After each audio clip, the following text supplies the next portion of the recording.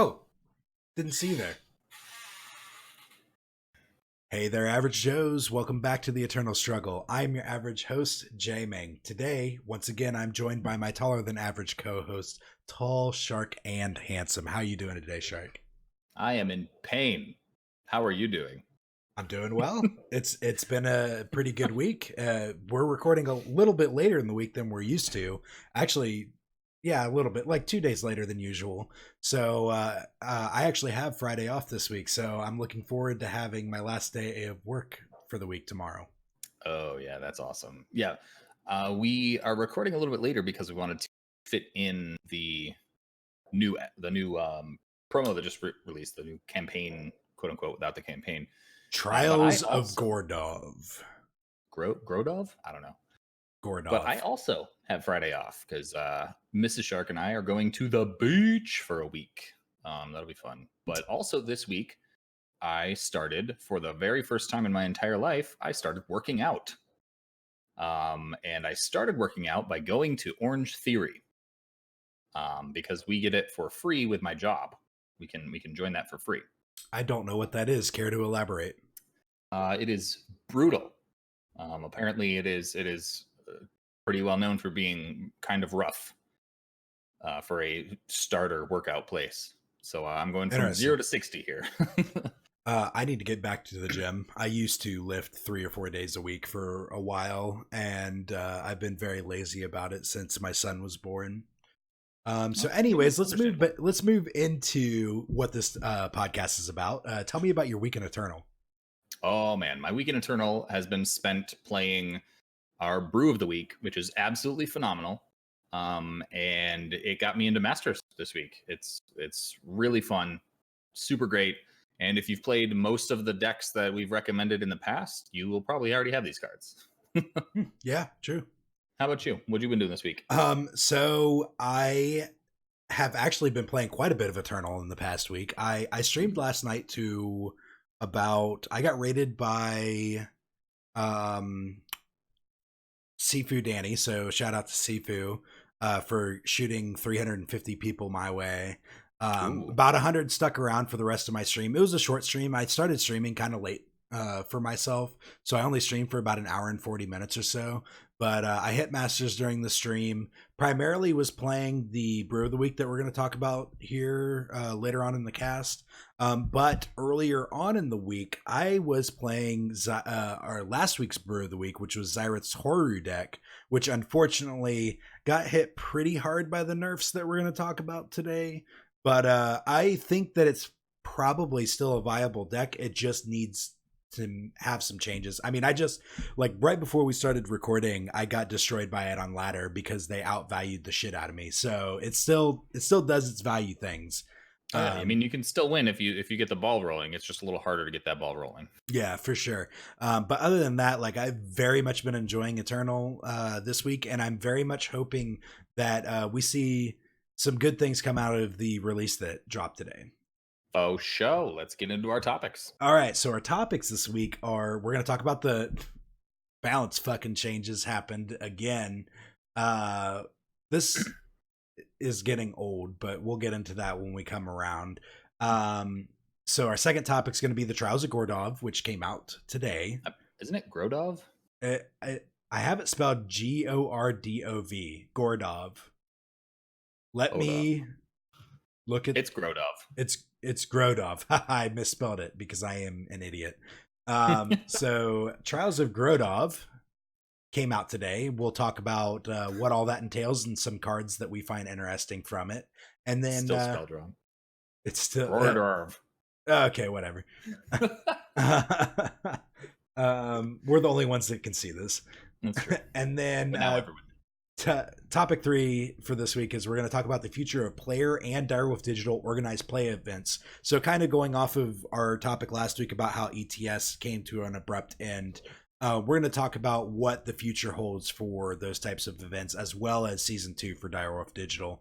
And then we're going to get into our deck list of the week, which may or may not actually change much with this recent release, and then our brewskis. Yeah. All right. So let's jump right into balance changes. So why don't you take away the first and probably biggest balance change that happened? Okay, so the first balance change was to a card called Privilege of Rank. For those of you who don't know that card, I'm going to put my phone off of my microphone stand so you don't hear that buzzing again. For those of you who don't know Privilege of Rank, it costs 3, and with 1 Justice Influence requirement. It's a spell. You search your library for 2 Justice Sigils and put them into your hand. If it is put into your graveyard from your library, you cast the spell. So I'm that's sorry, deck and void. Deck to your void, yes. You also cast the spell. So if you mill it, if you just discard it from your hand, you will still cast the spell. Yes. Which is really, really cool. So what did they change it to? So they changed it to only costing 2 in a Justice, but you only get 1 Justice Sigil. This so is they a really huge nerfed change. the value from it. Yeah. Yeah. It used to be net 1 card. Like you would discard the spell, draw a sigil to replace it, and then draw another sigil so you have an additional card in your hand. But now it is you discard the spell, you replace the spell with a sigil. Yeah, so they've essentially turned the card into what was a reasonable card to hardcast into this card is pretty much only good when you're discarding it.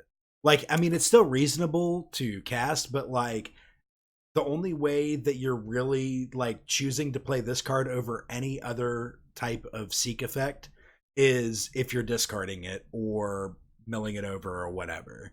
This definitely hurt the card a lot, and I know that a lot of people have been trying to continue to play with the card, but I think people are starting to figure out that the card is just not worth playing anymore. The card is not as good, and it probably should be replaced by Reclaim, the one that gets them into play if you onslaught attacked. Yeah, definitely. So it's a shame because this was a I don't know if I want to go as far as to say it was a linchpin in the Horu value deck that I was playing. Like, I shit you not. So my fiance had surgery on Thursday, and while she was in surgery, I played Eternal the entire time. And then also while she was sleeping after we got back from the hospital, I was playing Eternal like all day, and I played that deck to a record of, I believe, and I'm not exaggerating here, I believe it was 19-3. It Jeez. was that deck was insane. I haven't touched it since the nerf because I haven't played too much since the nerf other than the deck that we're going to talk about this week. But like the nerf hit the deck pretty hard from what I understand. Like the deck can't do all the nutty things that it was doing before, but that deck was insane. I already miss playing it. It was nuts, yeah.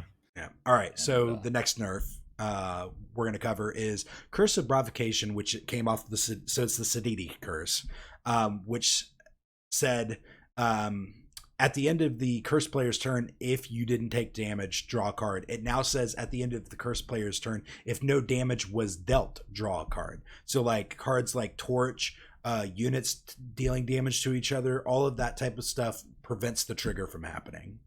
Yes. So Siditi used to say, if you attacked with a unit this turn, when you cast Siditi, you put this cursed relic on your opponent. If you didn't already know that, which, I mean, if you played ranked at all in the past however long Siditi's been out, you've seen that card. And it used to be that it would only draw you a card if your opponent didn't deal damage to your face. So now if your opponent attacks, or if they killer one of your units, or if they torch one of your units, anything like that, if they play ice bolt or whatever, any damage that is dealt to anything, not just your face, will prevent you from drawing a card. So it is much worse. Yeah, I wouldn't say much worse. I actually think that this is what I would call balanced. Like, I actually think this is a good change.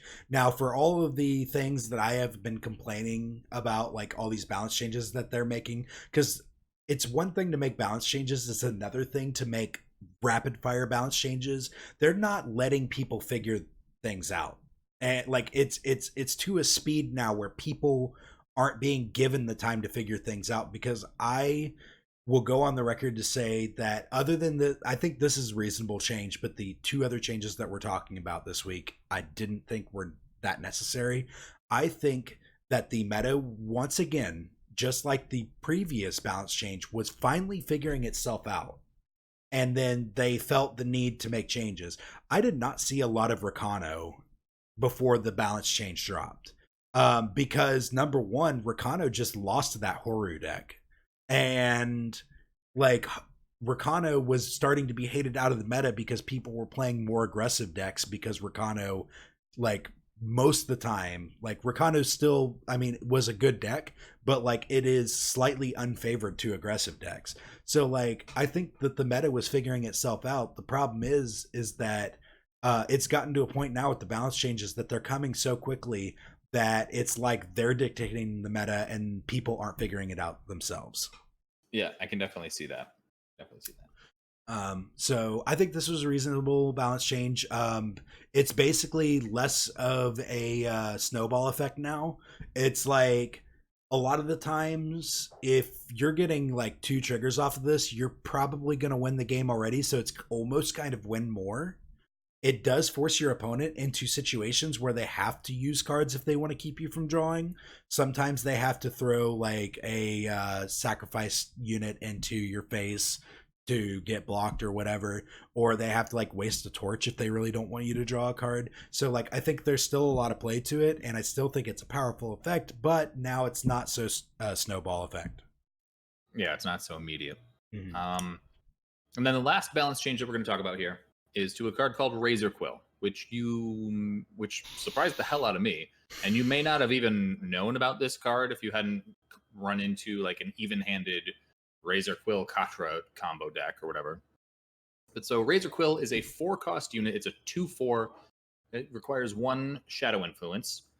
It has the ability pay 1 and twist its nipples to deal 1 damage to your opponent and gain 1 life. Twist used to cost 1. The nerf made it cost 2. So I will give what their explanation was, and then I'm going to talk about why I think that's bullshit. So Ready. Their explanation was that I suppose, or apparently at the lower ranks, this is a very popular combo deck. Probably because it's easy to make. It doesn't require a whole lot of shiftstone. And it requires a lot of setup to do. And the Razor Quill was kind of like the one of 2 very important pieces to the combo. So you got Razor Quill and you got Katra, and when you activate Razor Quill's twist, Katra grows everything on your board. So that's like the most important 2 pieces, but then you could also play Stained Honor to make it an infinite combo. So like you got the 2 pieces which are more of like a value combo engine, and then you got the 3rd piece that turns it into an infinite combo. So apparently this is very popular at lower ranks, and they chose to make this change to target the lower ranks because a lot of the what's the best way to put this? A lot of the people that exist in lower ranks, I mean, I think everybody, like a lot of people, don't care for getting infinitely comboed out, especially like in games like Eternal. I think in Magic, infinite combos have existed for a really long time, so people are used to it at this point. Such as like Splinter Twin. Like Splinter Twin was in Magic was a very popular modern combo. Yeah, I mean, there's 25 years worth of cards. There's infinite number of combos that you can make with those. Like, yes, Eternal doesn't have that much. So their explanation was that this created a unfun environment for newer or less skilled players. Is how I read it. Here, let me read it word for word. Here, I got it pulled up on the screen here. It says, balancing cards and games isn't just about fairness, it's also about fun. While assembling the Razor Quill Katra Stained Honor combo can be a fun puzzle, it can also be frustrating to face if it's too easily assembled and too reliable. While we're not looking to take action on every combo players discover, this one has worn out its welcome, having too large of an effect on some portions of the metagame. Our hope is that this change preserves the possibility of achieving powerful combos with it, while greatly reducing the ease and reliability everything can be put together. Okay, so here's my rebuttal to that. This combo is super easy to counter. That It's very is, easy to disrupt. yeah, it's extremely easy to disrupt this. Yes, it doesn't feel very great when your opponent is valuing the first two that I mentioned, but the infinite combo is really really easy to disrupt, and the value combo is also pretty easy to disrupt when you value your removal and you recognize the deck that your opponent is on. I think that this is them literally putting training wheels on the lower meta, like the lower ranked meta.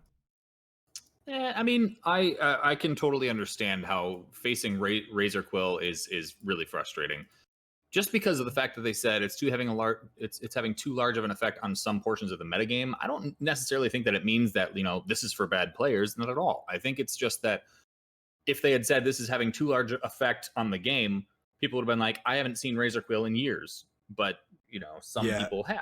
So I guess I'm getting my information from what people were saying on Reddit. So maybe that's incorrect of me to make some presumptions, but from what I understand, it was a lot more common in bronze and silver, which right, are and ranks that I haven't seen in a long time. So but I mean, I know that there are still a lot of players who, maybe they miss a month of getting to Masters and they go back down to, silver or whatever. That's totally fine. Or maybe they've never made it to Masters and they go back down to silver every time. Who yeah, knows? I mean, I am by no means trying to insult or make fun of anybody who is stuck in those ranks. I'm just saying that like a lot of it comes down to understanding and recognize how to counter these decks. And the reason that I was so upset about Razor Quill seeing this nerf is that it was an easily disruptible combo. I can understand why they nerfed Voda combo like a year ago or whatever, because it wasn't very easy to disrupt. But Razor Quill is a very easy deck to disrupt. I mean, Razor Quill itself is a monocolored monofaction unit, which has a million answers to it. Um, as soon as it twists, it becomes susceptible to torch. well, the only problem with it is that you need to have fast removal to deal with it, or you need to deal with it before they assemble the full combo. Yes, Which and that's sometimes part of isn't it too. possible. But I mean, yeah, Yeah, it's also knowing that they're playing that full deck. yeah. So exactly, a lot of it is just deck recognition and understanding whether or not you're the control player or the beatdown or whatever, and a lot of other concepts that we either have gone over or need to go over at some point or another. But the issue that I have with it is that I feel bad for the players that enjoyed playing these decks, because I know what it's like to lose a deck that you're really enjoying playing, that I don't feel what is like super super duper powerful because people just don't like playing against it. Like I think Waystones is a completely reasonable deck, but I can guarantee you that that's going to be the next combo deck on the chopping block. Yeah, I mean, it's luckily the combo goes very quickly because you don't have to make a whole ton of decisions when it happens. Like the most decisions that you have to make is make a market choice, and there's not very many market cards to choose from. So, Yes, so I agree with you 100%, but I can tell you from looking at like the Facebook page and looking at sometimes on Reddit, people are already complaining about it the way that they complained about Razor Quill when it first started, the way that people complained about Voda combo. Like I can tell you it's because people just don't like losing to combo. That's really what it is. Like combo that takes any longer than 5 seconds to kill somebody, people don't like losing to it. yeah, I mean, there's no way to like fast forward. Otherwise, it would just be that simple. Mm-hmm. I don't know. Yeah. Yeah, I can see how this specific nerf is weird, but I mean, it's not really having an effect on me per se. Yeah, So like, it doesn't have whatever. an effect on me either. I can't even remember the last time I saw Razor Quill combo.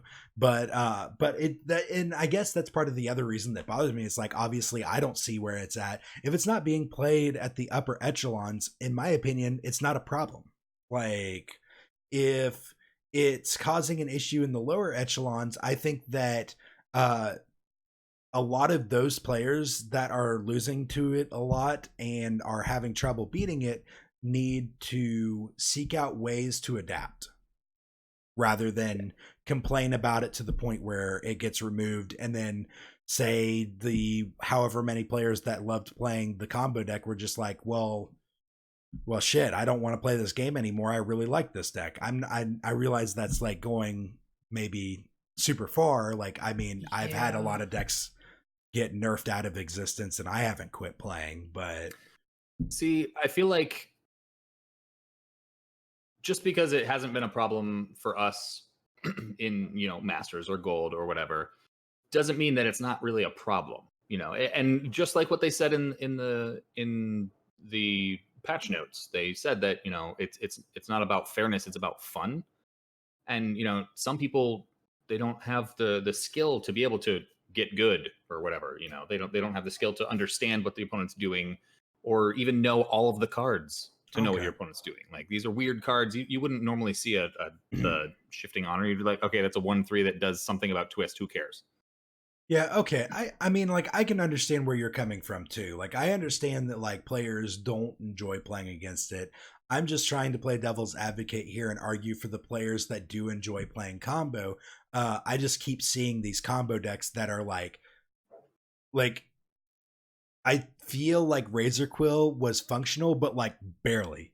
And seeing that get nerfed feels bad to me because I mean, like, I hope that those players that enjoy playing combo discover Waystone, because that is a better combo, if you ask me, by far. And the version that you were playing and introduced me to is a still very, very powerful and has play to it. So, I mean, it is what it is. We can move on from this now. I'm just saying that, like, I hate seeing these types of balance changes even more than things like Privilege of Rank, which I thought was a very powerful card, but I don't think there's anything wrong with having powerful cards in the game. Like, I don't think there's anything wrong with having powerful cards in the game. Powerful spells in the game. Like, I don't think that there's anything wrong with that. Like, I very much enjoyed the play that Privilege of Rank gave certain decks, such as Reanimator or the Horu deck. Yes. So good in Reanimator. Yes, sometimes it's kind of egregious in decks like Rakano, but I mean, Rakano also was starting to be answered by the meta. Okay, so let's move on to our second topic. Second topic is Trials of Grodov. Did I say it correctly? Grodov? Fuck if I know, man. We can't even spell it right. Grodov. Whatever. So it was released today. There are 3 different levels of quote unquote premiumness. So you can, I'm sorry, there's 25 cards total, 5 of which are insignias that you can only obtain early by purchasing the campaign, or whatever we're calling it, trials. I don't know. It's basically a campaign without the campaign portion. You just get the cards, which I am in camp. Yes, I am. I hate playing the campaigns. I don't care. And just give me the cards. Like, that's how I feel about it. So I'm okay with the fact that they didn't have a campaign associated with it, or like storyline. Like, that doesn't bother me. I'm not here for the Vorthos. Like, yeah, and I feel like a lot of people have said that on Reddit, just like, God, this campaign is so long, just give me the cards. Like, and to be honest, for Direwolf Digital, it's probably infinitely easier to just be like, oh, you just want the cards? Here you go. Give us money. Well, now that they didn't do the campaign, people are not doing nothing but complaining about there not being a campaign. So, I mean, you're always going to have somebody bitching. Somebody on this other side of the fence. Yeah.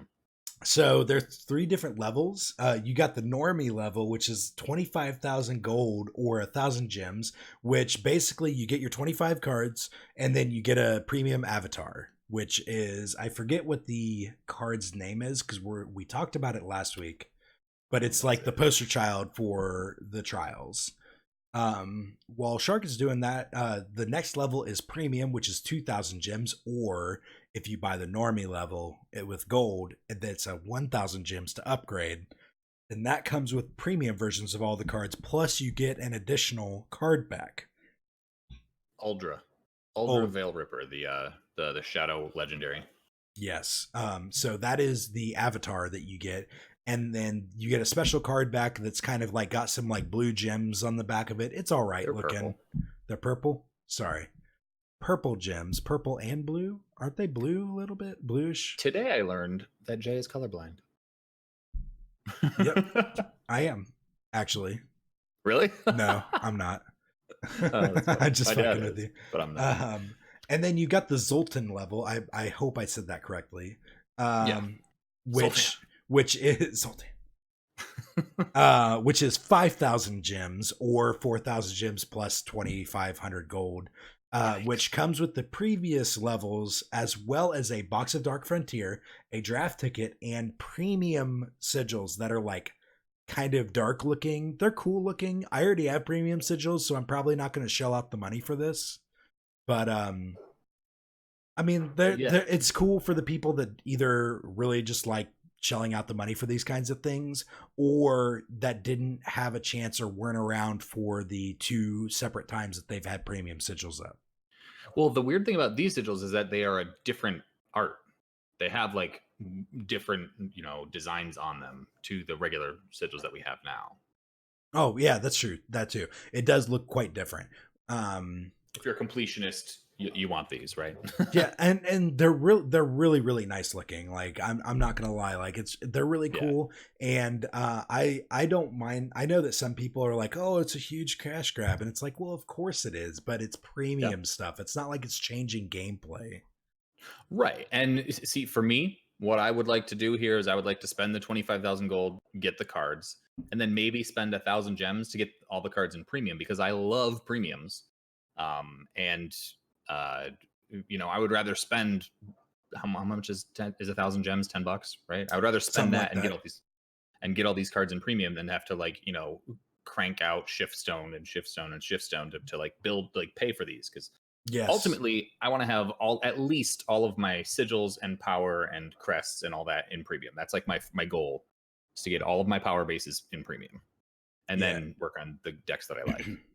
So I think my only complaint, before we start talking about the cards that we find interesting, is I do think that it's kind of weird that they're forcing you to buy this to get the insignias early, because technically the insignias are going to be in packs of set 7 when 7 drops in like 2 or 3 months or whatever. But the only way that you can play with them now is if you buy this. I personally don't have an issue for myself, but I do have issues with, like, maybe you've got your free to play players out there that have like spent all of their gold on drafts or whatever. I think it's kind of weird. I don't really want to get into it any further than that. I just think it's kind of weird that they kind of kept it behind a soft paywall. Yeah, I can understand that. So let's go into the cards that we find interesting or possibly playable. So spoiler alert, not exactly wowed by these cards. I think the best cards that came out of this are the 5 insignias. Like, we've got the other half of the insignias, so now we have all 10 insignias in the format, which makes basically any 2-color deck as viable as any other, based on power, at least. So for instance, there's AP was very popular at points in the last meta because of Xyrath's AP deck that he had put out there with the ramp deck, and it's only gotten better now that we have insignias. All right, so let's get into the actual cards. So the first one that we want to talk about, we're going to go kind of in color order. So the first one we're going to talk about is Yeti Pioneer. Yeti Pioneer is a 2-cost fire influence 3/2 Yeti Explorer with Reckless that says when he attacks, you get +1 power this turn. I mean, he is a 2-cost 3/2 Yeti. I like him. Yeah, so the reason that we're bringing this up is that now I don't play Yetis, but I do listen to the Yeti master himself, Bassoon Buffoon, and I do remember that for a very long time he has talked about how Yetis is very lacking on 2-drops. Well, here you are, Bassoon Buffoon. Yes, on a silver premium platter.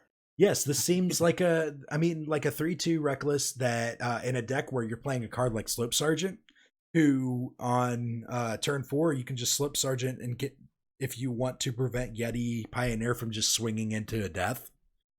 I mean, you can also play that on turn 2, then you can get your Pok down as well on that same turn because he's a 3 cost. He's got 3 power. Oh shit, I didn't even think about that. Yeah, that's pretty cool. That opens up a lot of really interesting lines for Yetis.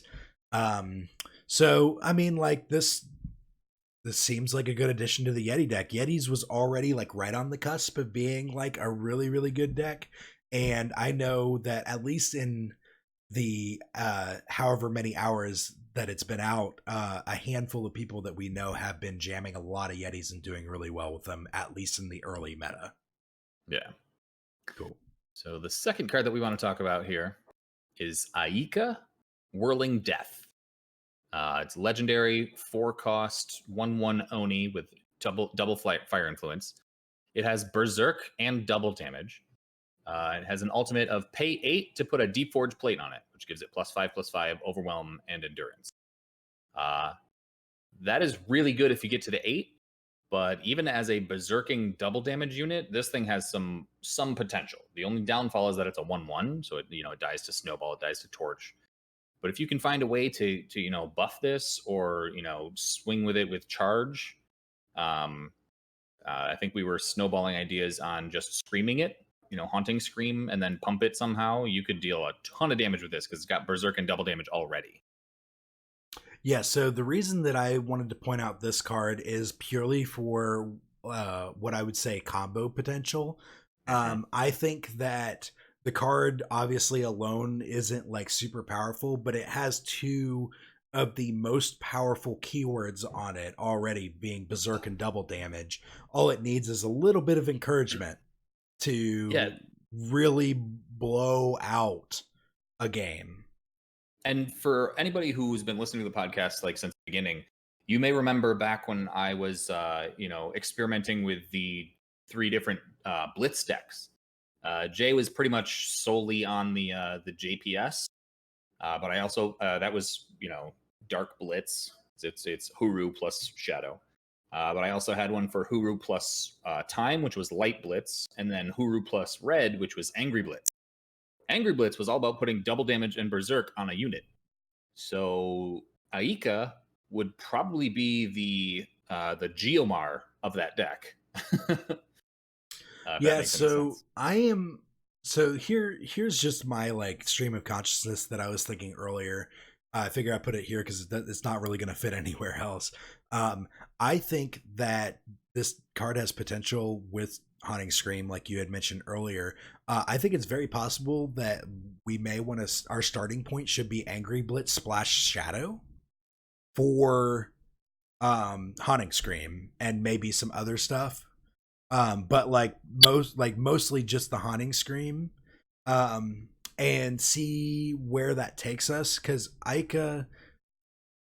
think that Aika gives us the opportunity to play a much fairer game with the potential to just fucking kill our opponent out of nowhere. Yeah, I mean, in my Angry Blitz deck, I'm running Yeti Sage, which drop 1/1 with double damage, and people kill it all the time. But like sometimes you just put a what is it? Feather. What's the feather? Elder Feather, I think. Elder Feather, yeah, Elder's Feather on it, and then pump it to the moon, and they just die. Yeah. So I just wanted to point it out because I think that it has potential in that style of deck. The double fire is a little prohibitive, so it makes it a lot harder to play the card. And basically anything where you have a fire splash. Yeah. But I mean, we'll see. We'll probably tool around with it. I'm not much of a deck builder because every time I try to start building a deck, I get like stressed out and I don't want to do it anymore. Seriously, but we'll try and get some group thinking and see if we can come up with some sort of list that is at least functional. Sure. Why don't you tell us about the next card here? All right, so this is a card that I actually didn't really think much of at first, but Inroush pointed it out as a card that he was very excited about, and once I began to think about it, I can understand why he believes that this card has potential. So I am talking about Sabertooth Pride Leader, which is a 4-cost 2-time influence, 3/5 with ambush, summon, kill an enemy relic, or you gain 3 life. So this is a very versatile card. It does a lot of different things. It plays different roles in different matchups, and I think that this could be a very like so in Magic the Gathering there is a deck in Legacy called Maverick, which basically depends on synergies, and a lot of cards that are like, other than like a few cards, but like a lot of cards that are like not great on their own but work really well when you consider like the fact that you're trying to play a grind game. I think that this card helps you play a grindy matchup style game. Yeah, I think this card, just at first blush, would be a phenomenal market choice for a mono time list or even like a jumbo praxis list. Because this thing can just chump block almost anything within reason. And it can come down and kill a Siditi Curse. It can come down and kill a Permafrost. It can come down and, knock out their weapon. It can come down and knock out a Xenon Obelisk. Just like stops a lot of things. And if you don't get the value from that, you just gain 3 life instead, which is awesome. Now, it only hits relic weapons. It doesn't actually hit a regular weapon. It hits enemy relics. Weapons aren't actually relics, correct? Relic weapons are. Yeah, relic weapons, but like weapons on units aren't actually relics, correct? Right. No. Just a relic weapon. All right. I just wanted to like clarify there.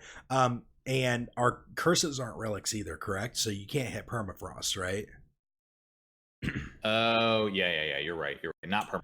But yeah, so because I think it would say attachment if that were the case, right? Yeah. Yep. You're right. Okay. So yeah, relics are things that go on people, on players. Yes. So it'll still kill Siditi's Curse. It'll still kill Xenon Obelisk. It'll still kill the opponent's Stone Scar Excavator if you absolutely needed to.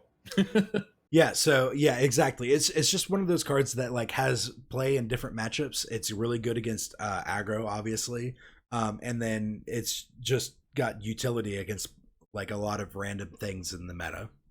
Yeah, I think the ambush is definitely key here. Yeah. So I'll let you take away the next card. We want to talk about. Oh my god, I'm so excited about this card. It may not be like super phenomenal. Here, I'll just talk about it. It's a 2-cost. It's called Battlefield Instigator. It's a 2-cost, 2/1 flying. It has 1 primal influence requirement. If you attacked with a unit this turn, onslaught, give another one of your units berserk. So this thing fits directly into any of our blitz strategies that we were thinking about. So it is both a 2 power flying unit for 2, and it's got basically a Gift of Battle attached to it, like stapled to it. So I mean, Gift of Battle has kind of been the begrudging card that I've thrown into decks where I mostly want, Dusk Raiders instead. But this thing is really cool because you get to choose the unit that you put it on rather than whatever you draw, instead of versus, the Dusk Raider there. I really like this card. It also is a 2-attack flyer, which means that it can deal extra damage while you're trying to get, the rest of your combo pieces going. I don't know. I'm really excited about it. It's very splashable. What do you think? So I think that the fact that the keyword is onslaught is why this card is not playable. Well, I thought about that, but it works if you've attacked with a weapon. So say you're playing Huru and you swing with your so setup cost hammer, like we talked about a few weeks ago. So you got a setup cost to do that. So you have to have the weapon. Or it works with killer. Yes, also setup cost. Yeah. Yeah. So that's just my argument is like I feel like Berserk is one of those things where like when you're actually using it, you want it to be you really want it to just be like oh, by the way, here, Gift of Battle, this thing has Berserk, get fucked.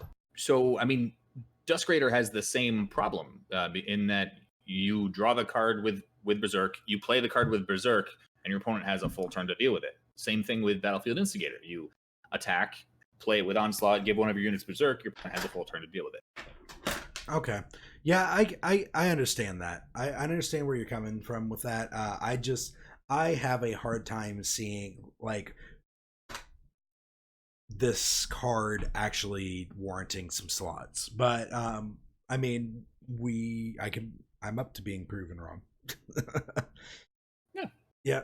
I mean, there may just be a Huru Blitz deck. Like back when the Blitz decks originally started, it was just Huru. This might fit in that deck. You are not wrong. I actually think that that's a very good possibility, and I don't, and I will stick with you there. If we can come up with a Huru Blitz variant, I do believe that this card can find its way in there. Yeah.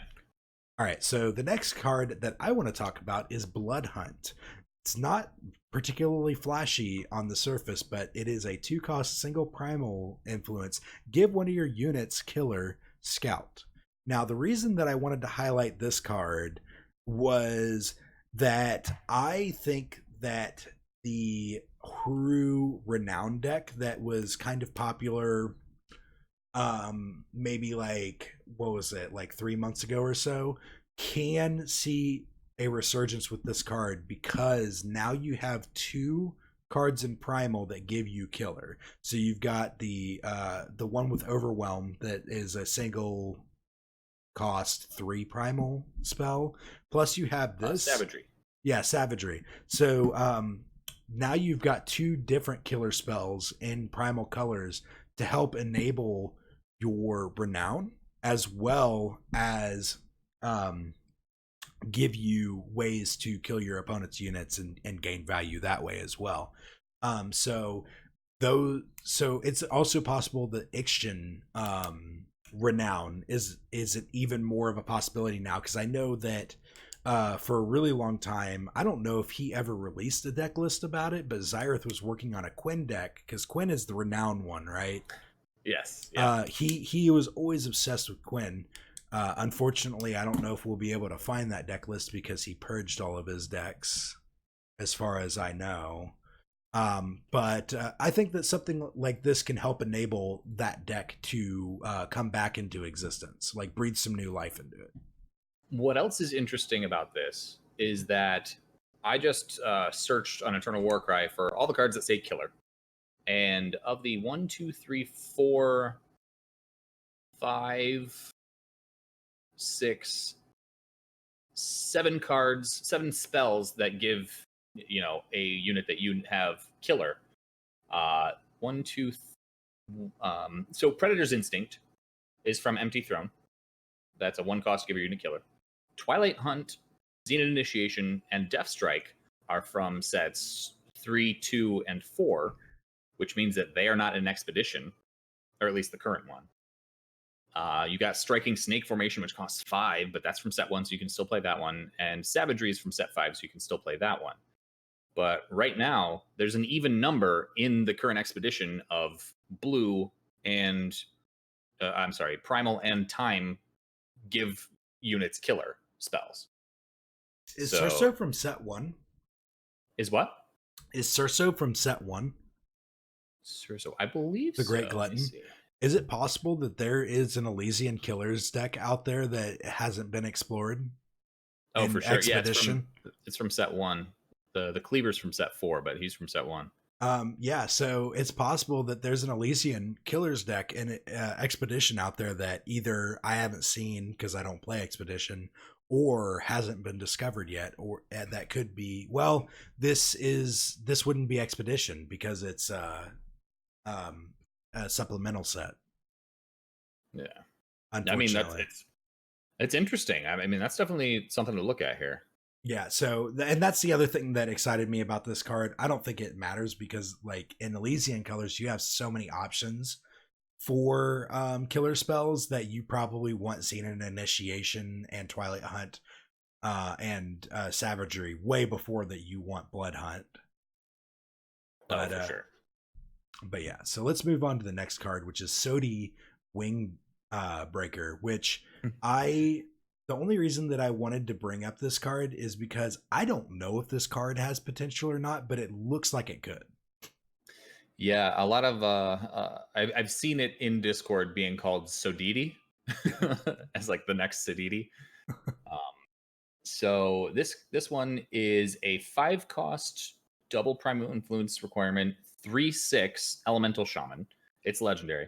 says at the end of your turn, if the enemy player took damage, draw a card. So it's kind of the opposite of Siditi. You have to deal damage to them to draw the card, whereas before you were trying to prevent them from you were trying to make them take damage for them not to draw a card, I guess, if that makes sense. And then it also has the text Onslaught. Deal 6 damage to an enemy unit with flying or an enemy sight, which is icing on the cake, I think. Paradox was talking about these earlier in his stream, and he was saying that this card is clunky, which I can definitely agree with. A 3/6 is weird. For 5 is also weird. For some reason, the card looks like it should have flying, like the art itself. Not to mention the fact that it says Wing Breaker, but that's kind of weird too. But yeah, when this was spoiled or when this was released, I was like, oh, that card is awesome. It has flying. It's gonna, get in for that 3 damage every turn, but it does not. So it's not as good as I thought it was. Yeah, so it has potential as like a top end for an aggro deck, but I think you have better options out there. Yeah, you do have better 5 cost. I think this might be decent in like Feln control, kind of. Yeah, maybe. So here, Winter Crown is the relic that does the first effect, right? Winter Crown. I believe Winter Crown is a relic that says if you've dealt at the end of your turn, if you dealt damage to the enemy, you draw a card. I feel like if Winter Crown is if any of your units hit the enemy player. Okay, so essentially the same thing. They're pretty close. If that card, which I thought that card had a lot of potential, and I'm still surprised at how little, zero play it sees. If that card doesn't see play, I doubt that this unit sees play. Yeah, I can see that. Yeah, I think people are going to try for like a couple of days and then they're going to give up. Yeah, exactly. That's my guess, but I'm ready to be proven wrong. Please prove me wrong. Exactly. Like I would like to see this card see play, but I just don't know whether or not it's actually good enough to see that play. So, yeah. Okay, so that's all the cards that we wanted to talk about, but there is one more thing about the trials that we did want to mention, and that is, or I'm sorry, what came with the trials, and that is, no, I meant like it came out today. I should specify that this came out today along with the trials in the community store. We have a new special card back that is fucking sick. It's so cool. I saw it immediately and I was like, I need to buy that. And I went in, where can I buy this yet?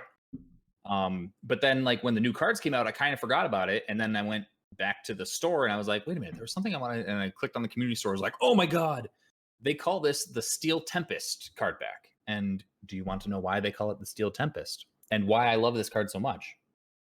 It's because my pet card from Blitz decks is Geomar the Steel Tempest. I have a playset of premium ones. It's not a great card. It's not super good. But in that deck, it did a ton of work. Yeah, that card is good in the decks that can take advantage of it, and the one deck that can take advantage of it is Blitz. Yes. So the card back looks really good, and I was saying before Shark and I went live with this recording, I was talking about how I have used the same card back since I started playing the game, and that was from the second month of Sealed. And this is the first time that I've had a card back where I'm like, wow, I like this card back, I want it. So it's really neat looking, and go check it out in the community store. 40,000, I believe. I believe it is 40,000 blue balls. Damn it, Jay. So let's move on to the last topic of the night, which is the future of player and Direwolf Digital organized play and our thoughts and ideas on the future of it. So we're going to first start off with player organized events. And last week we talked about how the ETS abruptly came to an end. And since then, some teams have either expressed interest in running events to replace it, or have already run some impromptu events. So Team Rankstar had a survey expressing their interest in running events. If you didn't see it, go find it on the Reddit. I'm not sure if the survey is still live or not, but they were asking questions along the lines of like, what formats do you guys want to play? Are you interested in having an entry fee with like cash prizing? And those kinds of questions. And then also this past Sunday, Team Not Tavrod hosted an impromptu event that got 9 players, which, I mean, they literally, if I recall correctly, Marvin posted about it Saturday. So like the day before they hosted it, and they still got 9 players, which is pretty promising. Yeah. So my question to you is, do we want to see things continue to be done the way the ETS did it? I think that there is room now, well, at least for the ECL, to move their dates to the more popular dates that the ETS was doing, which is a good thing. I also think that there is room to do possibly different formats, like having an expedition tournament. There's also the possibility of, trying things like, I know Ilya K, noted personality in Eternal, has just the biggest raging erection for sideboards. Even though I think it's useless with markets, but do you want me to give you my opinion on this? Like, do I ever? That's why we're here. So I actually am intrigued and interested in playing basically ladder format best of 3 with a 10 card sideboard. Ugh. So basically you've got your 5 card market and then you've got your 10 card sideboard. The problem with that is logistically it can be a nightmare. Mm-hmm. So that is the biggest drawback to sideboards, but I never did play ETS back when sideboarding was a thing, because I didn't actually start trying to play in the ETS until after markets came around. Yeah, I mean, the problem with sideboards is that there's no way to do it other than, to kind of trust your opponent, right? Yeah, no, you're 100% correct. Other than like if you play a card that obviously isn't in your deck or sideboard list, because they always play open deck list. Like that's an obvious way of being like, well, obviously you're fucking cheating, but like, but you are correct. Like in a situation where, like, let's say that you have 3 Moktos in your sideboard and you actually are putting 4 in. Yeah. And like the only way your opponent's going to know is if you draw all 4 and play all 4. Right. Yeah, that kind of thing. Exactly. Like if you're only running 2 spell, but you put 3 or 4 in, draw them more. That could be a thing. You keep cutting out. Why do I keep cutting out? I'm not doing anything. You actually keep cutting out to my headphones, but like I assume that the audio is still correct for you anyway. Yeah, but that's been happening since we started. Yeah, okay. I don't know, but it's more important for you to be able to hear me. So okay, I'll start again. I think you got enough words across to get your point, I believe.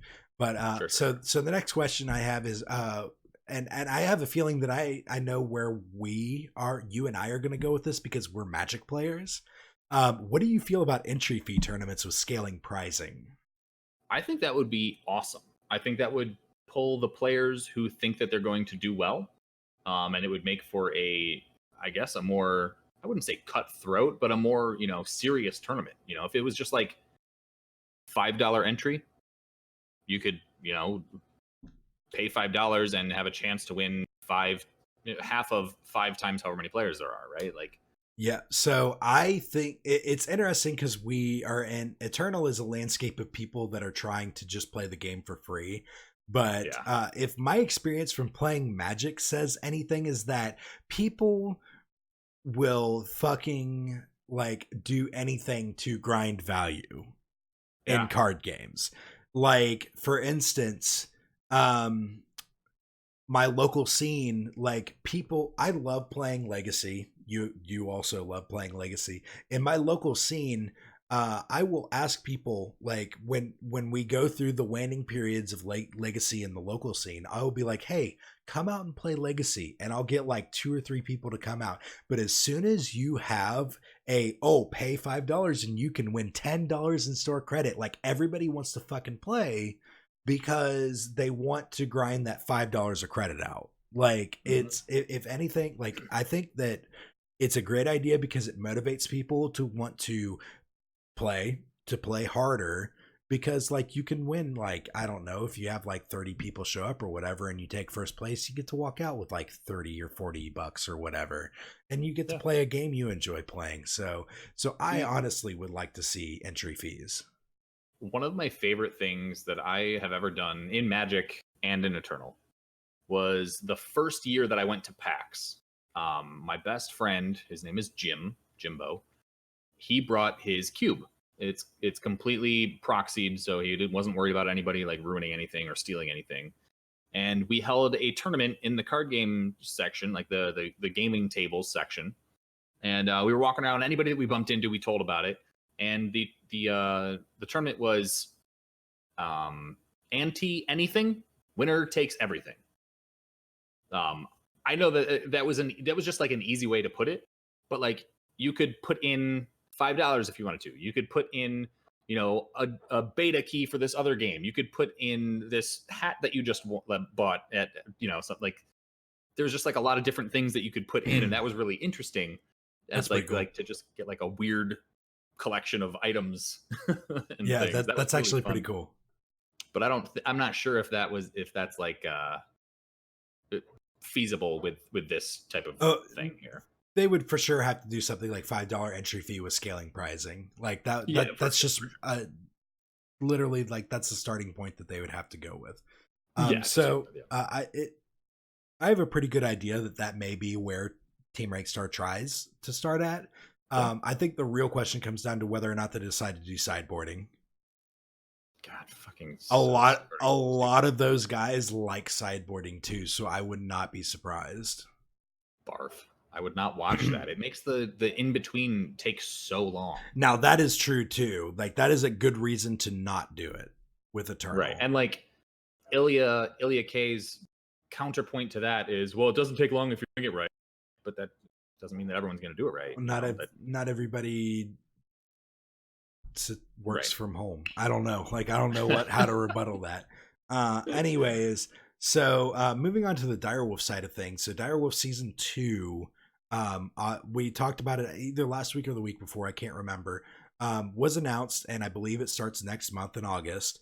And so what do you like about the current structure of the ECQs? I just like watching them. I never really like participate in them. There was one week where I just like joined on a whim, and I did really well, and I almost made it to day 2, but I don't know. I enjoy watching the finals of them. Yeah. So I really, really like the quote unquote day 1 structure. I think that is perfect where they're at. There may be some minor changes that they need to make, like tiebreakers and whatever, but I think that being able to play at my own pace is what I liked most about it. I made I think it was the second ECQ I made top 64, well top 32, because I beat Barefoot Farmer in the round of 64. I think that my biggest change that I would like to see is day 2 Swiss. I think that day 2 should be 5 or 6 rounds of Swiss followed by a cut to top 8. That would be cool, yeah. Rather than just like a bracket. Dude, single elimination, I can not tell you, like seriously, waiting around that long to play 2 rounds like was really disappointing, and I can only imagine how much more disappointed I would have been if I had lost in the top 64 and been like, well, fuck, I'm glad that I prepared for this to just not play any more than 1 match, because like in card games, sometimes things don't go your way in a single match. Swiss allows those players to, number one, your tournament can get better coverage that way. Your top 8 feels a lot more, a lot less streaky, like hot streaking, like just spiking an event, and more like playing 6 rounds of Swiss makes sure that you have the highest probability that your people that played to their best make the top 8. So that's the big change I would like to see. That'd be cool. And that's pretty much it. Is there anything else that you would like to see to like improve it, like at all? One thing that I would think would be a huge improvement is, I mean, just more marketing of them. I know that they like market the ECQs. I know they market Worlds, but the Platypus King was actually talking about an expedition tournament that's going to be happening the first weekend of August, presumably August 3rd, that Saturday, on his stream. That was announced by Scarlatch in Discord. Like, it's not anywhere on the website. It's not anywhere on the Reddit. It's not anywhere. It's nowhere except for in that Discord if you caught it. Yeah, you're right. We need a schedule is what we need. We need a full season schedule. None of this like fucking 1 or 2 weeks before the ECQ or event being like, oh, by the way, here's this event. Like, fucking just give us a full season schedule. It really cannot be that hard. Yeah. I mean, Platypus King was was talking about in his stream. He was mad that that he recorded on Monday because he didn't actually see the secret expedition tournament in Discord, and somebody was talking about it while he was streaming. And so, yeah, I mean, shout out to his podcast, The Unexpected Results. That's the longest running Eternal podcast, still running Eternal podcast. But he didn't get a chance to talk about it, so I thought I'd give him a shout out because he told me about it, so we can tell you about it, right? Yeah. Yeah, so I just definitely like marketing is very, very important. But also I just think that schedule. Yeah, a schedule would just go such a long way. Mm-hmm. Just give us a schedule, guys. Like, let us know the full season, not just like, oh, here's your next event like a month out. Like, why don't you just give us the full? Like, some people, like, it doesn't really affect me, but some people need to, like, that really want to play in these events actually have to plan their time off. Yep. I can see that. So that's pretty much it. Like, that's just give us a schedule. So let's move on to the brew of the week. What do you say? Oh yeah, I am so ready for this. So our brew of the week is a deck that I lovingly called Enroush Messy Alessi, because this is a 3-color pile of cards that abuses Alessi and Pearl Abbey Smuggler, which both have the text of whenever you play a spell, it gets +1/+1 permanently. Alessi also gives you a 1 armor as well. That's actually really useful when you're playing against an aggro deck. But so the deck, it basically it runs 29 units, 8 fast spells, and 12 regular spells. It's got Alessi, it's got Pearl Abbey Smuggler, Red Canyon Smuggler, Crown Watch Press Gang to go get Alessi, and then it's also got a Grenadin Drone, and I actually threw in a Master Sandmage because Enrush was actually talking about maybe putting that in, and also maybe putting in Embargo Officer. But I didn't think that we would want that with 8 merchants of our own. But it's also got just like a huge top end in 4 Heart of the Vault. His deck had 4 Ikaria, but I dropped it down to 3 to fit that Gar in, and then 4 Zhou for your 8 merchants.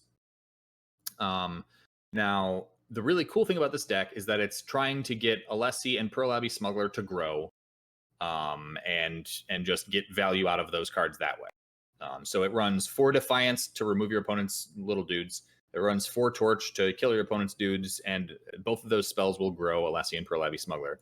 It also runs Seek Power to fix the power base because you need triple Justice, quadruple Fire, triple Time in this list. And then it's also got 4 Pristine Light, which is phenomenal because you don't care about killing your Alessi and Pearl Abbey Smuggler because they will just come back with this Pristine Light when they're that big, and they're super cheap compared to your opponent's like 4+ power units.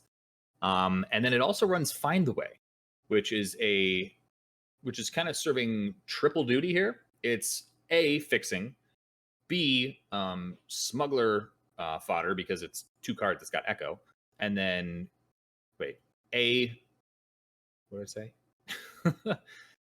A, it's okay, let's start that part over. So you got Find the Way, which is actually serving triple duty.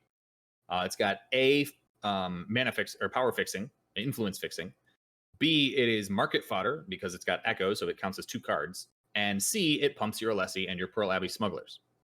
Now the power base is just seats, crests, and sigils, so that's pretty simple. And the market runs a stand together, which is usually the card that I like 90% of the time I go get stand together. Unless I'm going to die, then I go get Sword of Unity. Or unless I'm like pumped up like to if I have like 6 power already and not really a whole lot to do other than, play this Chrono Press gang, I get Sword of Unity, which will gain you the life if I'm like, really low. There's also Vanquish for killing a big unit if you don't happen to have a pristine light. There's Rizon if you already have a bunch of spells and you don't have a threat. And then there's Stormholt Knife, which is really good against the aggro decks because once they get you down to 10, this is free and you get to kill 1, probably 2 units with it. Yep. Deck is great. This list is super great. It got me to Masters. Enroush said that Crown Launch Press Gang is incredibly powerful in this deck. It's a card that can be both played offensively and defensively, given the matchup or the texture of your hand. The one of Grenadin Drone is phenomenal when you're playing defensively against like Stone Scar or Yetis, because it's 3 units for 5 power. Like, that's pretty good. Yep. I love the deck. I played it a lot in like late Diamond, so Diamond 1. I did finish out my climb with a couple games of Waystones on stream last night, but I started off the stream with the LSC deck. Has a lot of play. It's very fun to play. It unfortunately gets destroyed by combo pretty hard, which I was seeing a lot of that last night. I didn't see any combo. Dude, I was seeing... I saw Waystones combo. I saw Warp combo. Like, a lot of Warp combo last night. Like, I played against 3 different people on Warp combo last night. I don't know if somebody posted a deck or what, but it was 3 different people playing Warp combo, and I had never seen it before. I've seen like 90% Stone Scar. Like, that's all I've seen. Which this deck, you want to get a good draw because they are just super aggressive. Yeah. All right, so let's move on to the brewskis of the week. So this week I brought 12 Dogs of Christmas in July. So this is 12 of them. 12 of them. This is a Thirsty Dog Brewing Company Christmas ale. So I love IPAs. Just so you know, it's July. It's Christmas in July. Christmas in July is what it's called.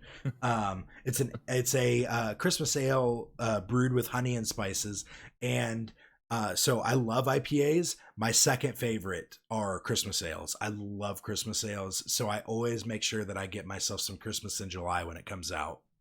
That's good. That's good. I remember you talking about this. You talked about this in a past episode, didn't you? Yes, I did. I said I was very excited because I knew that it was coming up.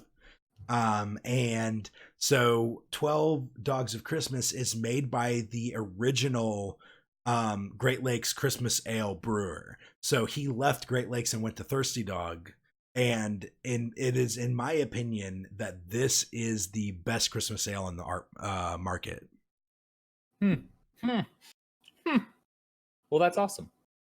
My beer is a one from I don't know. I got like a 12 pack of just like different random beers.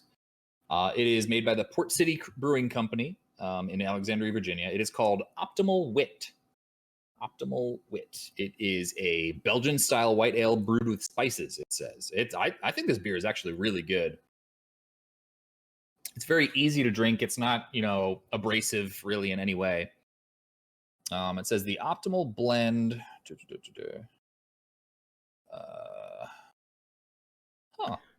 Content. Always thinking content over here. The optimal blend of spice found in the Optimal Wit. This Belgian-style wit beer is crisp and citrusy with layers of flavor that evolve in the glass. It's got Virginia wheat, Spanish orange peels, and coriander. Grains of paradise give a subtle peppery finish. I can totally see that. And I don't know. It says 11.5p original gravity, 2p final gravity. I don't know what that means, but there's... It looks like you're supposed to put the beer upside down. I don't know. Okay. No, I think that's the Independent Brewing logo. Probably. But like right next to that, it's got like a measuring, like a graduated cylinder. It says 11.5p original gravity, and then 2p final gravity. I don't understand what that means. There's not very much gravity. You know, mine actually says something similar to that. 18.5p. Huh. Well, we're idiots about beer. That beers have gravity. I feel like I should know this as a my profession is chemistry, so I feel like I'm obviously like missing something here or brain deading it. Well, fun fact: I never took chemistry in high school. I took physics first. You got to choose between physics and chemistry. I took physics first, and then my second year I took AP Physics because I thought it was going to be the next level of physics, but it turns out it was just physics for the smart kids. I my degree is actually in zoology, but I work in chemistry. Yeah. That's very cool. All right, so let's do our sign-offs. Where can they find you, Shark? All right, so the best place to find me is in Jay's going to post a link if I poke him enough. That's to Discord, my Discord for the people that didn't catch that because he cut out. God damn it. The best place to find me is Discord. My Discord in particular, though I'm also in the Great Parliament's Discord. I'm in the Queen's Guard Discord. I'm in Enroush's and Bassoon Buffoons and just all over the place. If you just at me, you'll find me. You can also find me on Twitch as TallSharkandHandsome, on Eternal as TallSharkandHandsome plus 4960, on Reddit as TallSharkandHandsome, where I am now a moderator, and on Twitter as @SharkandTall because TallSharkandHandsome wouldn't fit. Jay, where can they find you? So you can also find me on Discord. I have my own that I don't really chill very much, but you can definitely find me in Sharks, Bassoon Buffoons, and Roush's. You can find me on Twitch, JayOSU. I streamed yesterday. I do want to try to stream more often, but being a dad and having a family doesn't make it really all that easy. Not that I'm complaining. Eternal, you can find me JayMang plus 8035. Reddit, you can find me JayOSU. And then Twitter, you can find me at JayOSU, where I've actually been a little more active. Look at you. Yeah, exactly. Exactly. I've been real active this week in Twitter. I've been trying to be check it at least once a day. So good. Yeah. Good. So if you guys have any questions or topic suggestions, please leave a comment. Preferably in the Reddit thread is where I like to see them because I actually get notifications about it. For some reason, the YouTube doesn't. That's weird. Yeah, I think it's just because it's not my personal YouTube. We love to hear what you guys want to hear us talk about because we're not experts and we're going to act like we are. So, you can at least come for the really poor content and high quality editing that I do. Please note, Jay does little to no editing. I literally so just a quick aside before we completely sign off. When we started this podcast, from the start, my mantra has been as little effort as possible because I am not good at editing stuff, but I do want it to at least be palatable. So I try to edit as best I can in a short amount of time. But again, I have a family. I have a son. I cannot devote many hours to editing this. So generally, Shark and I record. I edit it in about 5-10 minutes. I cut out all the egregious parts. I'll put it in Audacity and cut out all of the parts where it's like artifacts, where it's like really loud and shit and just like blows your ear apart. But other than that, you get us as we record it. You get us as we are, because we are average folks. We are your average podcast. We are not going out of the way to be fantastic, and that's part of the reason why I have not brought myself to starting a Patreon and asking for money, because I'm not trying to be high quality. What's really funny is my job now is a professional video editor, and I just don't want to do that for another hour after having done it for 8 to 10 hours a day. Exactly. So they'll tell you. Now, that being said, I do appreciate any comments that some people have about suggestions for how to do a better job at this, as long as it doesn't require a ton of work from me. Like, that's just really, the line gets drawn from like the amount of time that I spend working on this. But anyways, that's who gives a shit about all that stuff. We really appreciate you guys for listening, and stay average.